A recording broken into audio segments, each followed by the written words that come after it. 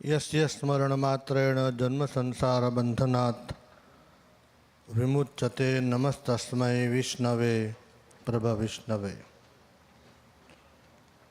परम कृपाळु इष्टदेव स्वामीनारायण भगवान तत्स्वरूप श्री गोपीनाथ जी महाराज व्यासासने विराजमान हजारों मुमुक्षुओं ने भगवान ने कथा वार्तानो घर सभाना माध्यम थी लाभ आपता आ मंदिरना उत्सवना निर्माता प्रणेता आदरणीय अपना सौना पूज्य सद्गुरु श्री नित्य स्वरूपदास जी स्वामी, वड़ताल पीठाधिपति परम पूज्यपाद धर्म धुरंधर 1008 आचार्य श्री राकेश प्रसाद जी महाराज श्री, पूज्य सद्गुरु श्री हरिवल्लभ स्वामी जी, वयोवृद्ध सद्गुरु पुराणी स्वामी श्री भक्ति तनयदास जी स्वामी जी, सद्गुरु वर्य पूज्य कोठारी स्वामी श्री देवनंदनदास जी स्वामी, जूनागढ़ मंदिरना हमारा स्नेही चेयरमैन पीपी स्वामी, वयोवृद्ध सद्गुरु श्री विष्णु प्रसाद स्वामी, भक्ति संभव स्वामी, शास्त्री स्वामी धर्म विहारीदास जी स्वामी, सौ आदरणीय ब्रह्मनिष्ठ पूज्य सद्गुरु संतो, व्याख्यानमाळाना वक्ता पूज्य पूर्ण स्वरूप स्वामी, समग्र महोत्सवना मुख्य यजमान न्यालकरण ग्रुप, कथाना मुख्य यजमान निसर्ग ग्रुप, सहयजमानो भाई श्री जिगरभाई अशोकभाई, आचार्य महाराजना पूजनना यजमानो, संत पूजनना यजमानो, मंदिरना दानदाताओ, महोत्सव में नानी मोटी सेवा करनाराओ, तमाम नाना मोटा यजमानों, सांख्ययोगी महताओ, आमंत्रित मेहमानों, प्रेस मीडिया, राजकीय मेहमानों, सर्वे हरिभक्तों ने सर्वे जय स्वामीनारायण। जय स्वामीनारायण। ये धनजी बापा संभळाय छे? जय स्वामीनारायण। आ उत्सव ने शुरुआत धमाकेदार थई चूकी है। आज त्रीजो दिवस है। पूज्यपाद आचार्य महाराज श्री જ્યારે પધાર્યા છે ત્યારે ગઢપુર ટેમ્પલ બોર્ડ, મહુવા મંદિરના મુખ્ય મહંત, મહુવા મંદિરના અમારા કોઠારી, તમામ અધિકારી સંતો, ટ્રસ્ટીઓ, કોઠારીઓ, મહંતશ્રીઓ વતી પૂજ્યપાદ મહારાજશ્રીના ચરણમાં વંદન। સ્વામિનારાયણ મંદિર મૂર્તિ પ્રતિષ્ઠા મહોત્સવ મહુવા अंतर्गत જ્યારે कथा श्रीमद सत्संगी जीवननी चाली रही है त्यारे अपने सौ जोईए छे संप्रदाय में आ सदीनु अद्भुत मंदिर ना दर्शन करवा होय तो महुआ आववू ज पड़े। एवं अद्वितीय नक्शीवाळुं सुंदर मंदिर पूज्यपाद नित्य स्वरूप स्वामीए જ્યારે बनाव्યું છે ત્યારે आ मंदिरना दर्शन करीने गमे तेवो पापी जीव हशे ने तो एना जीवનું कल्याण थशे थशे ने थशे। एवं अद्भुत गोपीनाथजी महाराजनु लक्ष्मीनारायण देवनु आ मंदिर है। प्रसादीनी मोटा संतोए मोटा आचार्य महाराजश्रीओए पूजेली आ मूर्तिओ है। ए ज मूर्तिओ जरा मंदिर में विराजमान थई रही है। पूज्यपाद आचार्य महाराजश्रीना हस्ते हरिकृष्ण महाराज, लक्ष्मीनारायण देव, घनश्याम महाराज प्राण प्रतिष्ठा विधि धामधूमथी थनार है। त्यारे वाला भक्तों आप सौ ने कहता मने आनंद थशे कि आटलू भव्य दिव्य मंदिर तैयार थयुं।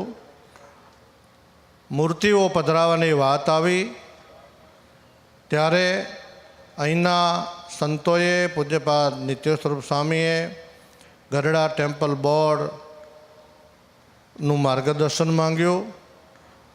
અમે આચાર્ય મહારાજશ્રી પાસે બાલમુકુંદ સ્વામી, નિત્ય સ્વરૂપ સ્વામીના સંતો, હરિભક્તો, ગઢડા ટેમ્પલ બોર્ડ મહારાજશ્રી પાસે ગયા. કારણ કે આ સીધો વિષય આચાર્ય મહારાજશ્રીનો છે. મૂર્તિઓ કેવી પધરાવી, ક્યાં પધરાવી, કેમ પધરાવી, એ પધરાવી, નવી પધરાવી, બધી જ બાબતે આચાર્ય મહારાજશ્રી આજ્ઞા મુજબ આ મૂર્તિઓને જૂના મંદિરમાંથી નવા મંદિરમાં પધરાવવામાં આવી છે. ત્યારે કોઈ ગલત ફેમિલીમાં ન રહે, બધાને ખબર જ છે, છતાં પણ હું સ્પષ્ટતા કરું છું કે આ રાતોરાત કાંઈ મૂર્તિઓ પધરાવી નહીં. 1 મહિનાથી આનો કાર્યક્રમ વિધિનો બધો ચાલતો હતો. સંપ્રદાયની પ્રણાલિકા મુજબ ગઢડા ટેમ્પલ બોર્ડનું આ મંદિર છે. ગોપીનાથજી મહારાજની આ મિલકત છે, ગોપીનાથજી મહારાજની આ પ્રોપર્ટી છે. જૂનું મંદિર પણ ગોપીનાથજી મહારાજનું છે, નવું મંદિર પણ ગોપીનાથજી મહારાજનું જ છે. તમારે બધાએ દર્શન કરીને તાળીઓ પાડવા સિવાય કોઈ હક અધિકાર છે નહીં.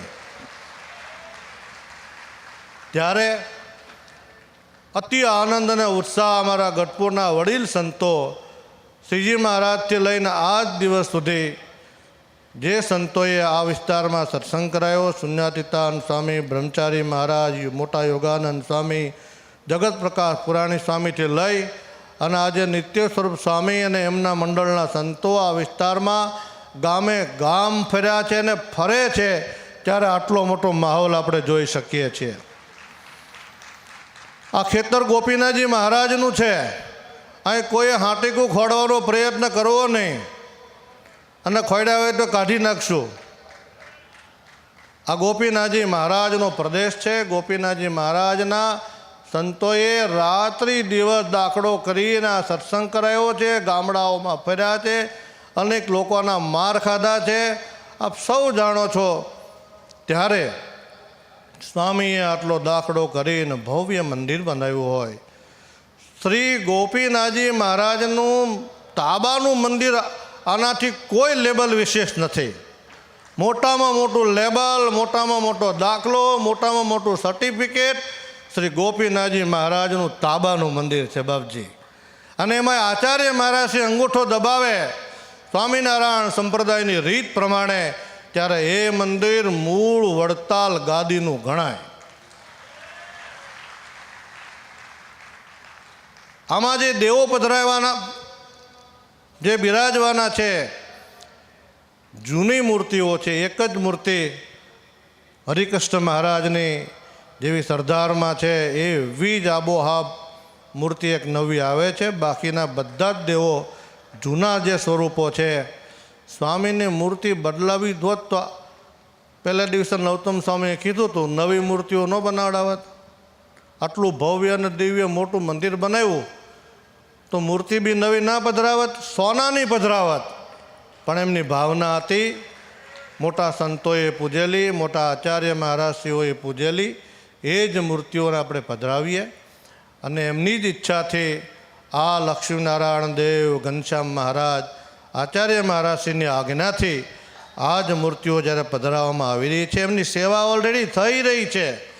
વિધિપૂર્વક મંદિરનું મૂર્તિઓનું સ્થળાંતર કરવામાં આવ્યું છે. અને અનેક ભૂતકાળમાં મંદિરોમાં મૂર્તિઓનું સ્થળાંતર થયું છે. સલડી આદિક સલડી ગામ હોય, પછી ભુજ નરનારાયણ દેવનું મુખ્ય મંદિર હોય, ઘણા બધા મંદિરો છે, આપણે એમાં જવું નથી. પણ કોઈને જવાબ આપવા માટે નહીં, કોઈને દેખાડવા માટે નહીં. આ તો નેચરલ લક્ષ્મીનારાયણ દેવનો ગોપીનાથજી મહારાજનો ઉત્સવ છે સાહેબ. અહીંનું માનવ મહેરામણ, અહીંનો ભક્ત સમુદાય, આ ભક્ત હૃદય પૂજ્ય સ્વામીની કથાથી દેશ વિદેશના ભક્તોને હૃદયમાં ટાઢક છે. ત્યારે એટલી જ વાત કરીશ કે ગોપીનાથજી મહારાજનું આ મંદિર છે. ગોપીનાથજી મહારાજની પાવતીઓ ઉપર ચાલતો આ વહીવટ છે. ગોપીનાથજી મહારાજની તમે 1 રૂપિયો આપશો તો પાવતી ગોપીનાથજી મહારાજની જ તમને મળે છે. કાઉન્ટરો ઉપર, મંદિરો ઉપર, ઠેક ઠેકાણે ગઢડા ગોપીનાથજી દેવની પાવતી તમને. આનાથી બીજું જોઈએ શું તમને? રૂપિયો દેવોને ખાલી ખોટા ધુવાડા કાઢવા. આ સત્સંગ હવે અંધારામાં નથી. પહેલાં 25 લાખ આપો ને પછી સજેશન દેવા આવો. અત્યારે સલાહકારો બહુ વધી ગયા.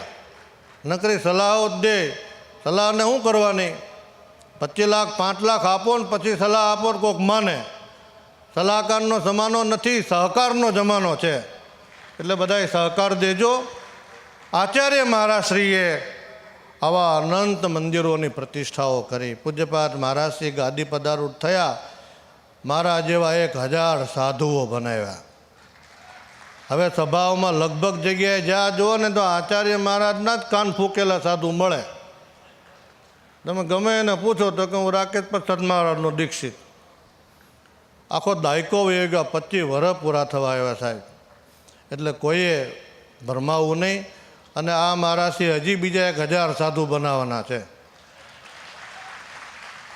નવતમ સ્વામી કહે ને લાકડીને ઠેકે વાંખા વાંખા આવશે ત્યાં સુધી આ મહારાજથી ગાદીએ રહેવાના છે. જેને જેટલા ધુવાડા કાઢવા હોય એટલા કાઢજો. આ મહારાજનો વાળ વાંકો વળવાનો નથી. ગોપીનાથજી મહારાજ, લક્ષ્મીનારાયણ દેવ, રાધારમણ દેવ, મદનમોહનજી મહારાજ, કષ્ટભંજન દેવ, ગુરુ ગોપાળાન સ્વામી રક્ષા કરે છે. ત્યારે આટલી મોટી ફોજ આચાર્ય મહારાજશ્રીની સાથે છે. સાહેબ, હું કહું કે નિત્યસ્વરૂપ સ્વામી સામે હતા ને ત્યારે અમને ઘણું સહન કરવું પડતું હતું. એકલા સ્વામી હતા ને એક બાજુ આખો 90% સમુદાય, તો અમે તાકતા નહોતા. હવે તો સ્વામીનું આખું મંડળ અમારી ભેળું છે. હવે કોના બાપની ભીખ છે? અમે ધુવાડાનો ગઢ નાખીએ, અમારે કોઈ કાઢવા આવે તો. એટલે મૂંઝાશો નહીં કોઈ. ગોપીનાથજી મહારાજ આપણો ધણી છે, લક્ષ્મીનારાયણ દેવ આપણો ધણી છે. પૂજ્યપાદ આચાર્ય મહારાજશ્રી જેવા આચાર્ય મહારાજ આપણને મળ્યા છે. એટલા નિખાલસ છે. આપણને ખોળામાં માથું મૂકવાનું મન થાય, બે વાત કરવાનું મન થાય. આ મહારાજશ્રી છે ને બહુ દયાળુ છે. અને કોઈ ખોટી વાતો કરતો તેનાથી ભરમાશો નહીં. પુનઃ ફરી આટલો મોટો સમયાણો નાખ્યો. વડતાલ લક્ષ્મીનારાયણ દેવનો દ્વિશતાબ્દી મહોત્સવ ઉજવાણો. ગઢપુર વચનામૃત દ્વિશતાબ્દી મહોત્સવ ઉજવાણો. વડતાલ વચનામૃત દ્વિશતાબ્દી મહોત્સવ ઉજવાણો.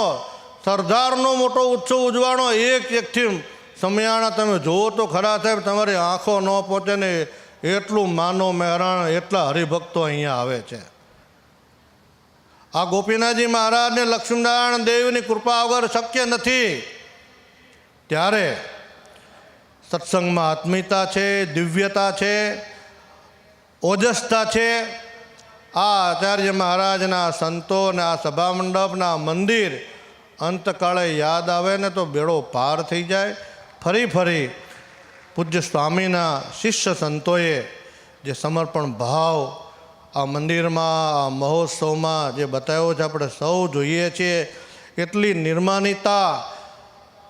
આટલું બધું કામ કરવા પછી ગમે તેટલા ટેન્શનમાં હોય, ગમે તેટલી માથાકૂટમાં હોય, તમે ગમે ત્યારે વાત કરો, જરાય ભાર નામે તમને કોઈ અસ્તિત્વ દેખાય નહીં. એ જ સ્વામિનારાયણ ભગવાનની મોટી કૃપા. નકર તમારા ઘરમાં 4 કે 3 છોકરાઓ ને તો એક ઉત્તરમાં હલતો અને એક દક્ષિણમાં હલતો, હવા હોને ભેગા રાખવાને આ જ મોટું તપ છે સાહેબ. આ સ્વામિનારાયણ ભગવાનના સમર્પિત ભાવ વગર શક્ય નથી.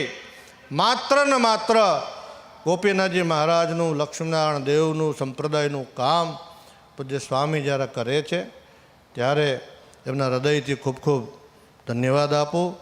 ગઢપુર ટેમ્પલ બોર્ડ વતી, જુનાગઢ ટેમ્પલ બોર્ડ વતી પૂજ્ય સ્વામીના ચરણમાં વંદન કરું. એમના સંતોને ખૂબ હૃદયથી દંડવત કરવાનું મન થાય.